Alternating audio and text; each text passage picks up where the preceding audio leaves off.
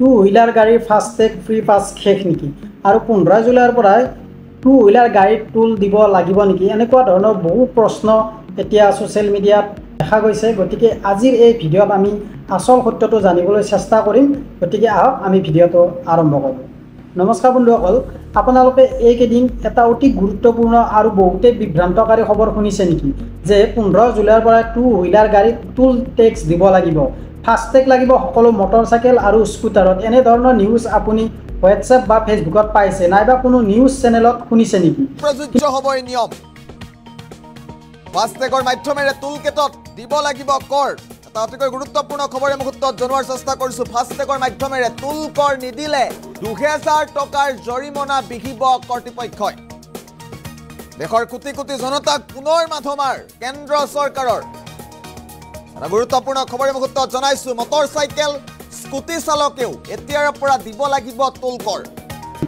কিন্তু বন্ধুবৰ্গ, এই সকলো খবৰ কিমাননো সঁচা? সঁচাকৈ 15 জুলাইৰ পৰা টু হুইলাৰ গাড়ীত টোল দিব লাগিব নেকি? চকুই দেখা বা কাণেৰে শুনা সকলো তথ্যই সঁচা নহয়। আজিৰ ভিডিঅ'ত মই এই ভাইৰেল খবৰৰ আঁৰৰ সত্য জনাবলৈ আপোনালোকক চেষ্টা কৰিম। টু হুইলাৰ গাড়ীত টোল টেক্স দিব লাগিব বুলি এই ভাইৰেল খবৰটো আচলতে কেনেকৈ আৰম্ভ হ'ল? পূৰ্বে ক'ব লাগিব, ইণ্টাৰনেটত এটা খবৰ ভয়ানকভাৱে ভাইৰেল হৈ পৰিছে যে ক'ৰবাত কোৱা হ'ল যে NHAI national highway authority of India আৰু চৰকাৰে সিদ্ধান্ত ল'লে টু হুইলাৰ গাড়ীত ফাষ্টেগ লগাই টোল দিব লাগিব। আন ক'ৰবাত কোৱা হৈছে যে 15 জুলাইৰ পৰা নতুন নীতি প্ৰযোজ্য হ'ব। এই খবৰৰ লগত সংলগ্ন আছিল কিছুমান ফেক ফটো, কিছুমান সম্পাদিত চিঠি আৰু এনেকুৱা ধৰণৰ ভিডিঅ' য'ত কোৱা হৈছে যে মটৰচাইকেলো এতিয়া ফ্ৰী পাৰ হ'ব নোৱাৰিব টোল গেট। বন্ধুবৰ্গ, ইয়াতে আৰম্ভ হয় সন্দেহ আৰু আতংক। গতিকে ইয়াৰ ওপৰত চৰকাৰৰ প্ৰতিক্ৰিয়া কেনেকুৱা ধৰণৰ? কিন্তু যেতিয়া এই খবৰ দেশজুৰি ভাইৰেল হ'বলৈ ধৰিলে তেতিয়া NHAI এটা অফিচিয়েল ষ্টেটমেণ্টত প্ৰকাশ কৰিছিল আৰু তাত স্পষ্টকৈ কোৱা হৈছিল যে এইবোৰ খবৰ সম্পূৰ্ণভাৱে ভিত্তিহীন। টু হুইলাৰ গাড়ীৰ ওপৰত কোনো টোল আৰোপ কৰা নহয়, চৰকাৰৰ কোনো পৰিকল্পনা নাই এই সন্দৰ্ভত। তাতকৈ গুৰুত্বপূৰ্ণ কথা, ফাষ্টেগ টু হুইলাৰ গাড়ীৰ বাবে বাধ্যতামূলক নহয়, কোনো নটিফিকেশ্যন, গেজেট নাইবা এমিটমেণ্ট নাই। সঁচা কথা এইটোৱে, টু হুইলাৰ গাড়ীত বৰ্তমান টোল ফ্ৰী। ফেক নিউজে কেনেকৈ আতংকৰ সৃষ্টি কৰিছে? বন্ধুসকল, এই ঘটনা দেখুৱাই যে ফেক নিউজ কেনেকৈ আতংক সৃষ্টি কৰিব পাৰি। সামান্য এটা ভাইৰেল পোষ্ট যাৰ কোনো সত্যতা নাই, চৰকাৰী নথিপত্ৰ নাই, কেৱল অনুমানৰ ওপৰত নিৰ্ভৰ। আৰু এইখিনিতে বহু মানুহ চিন্তিত হৈছে, বিশেষকৈ যিসকল প্ৰতিদিনে মটৰচাইকেল লৈ বা স্কুটাৰেৰে হাইৱে পাৰ হয় বা সদায় টোল গেটেদি পাৰ হ'ব লগা হয়।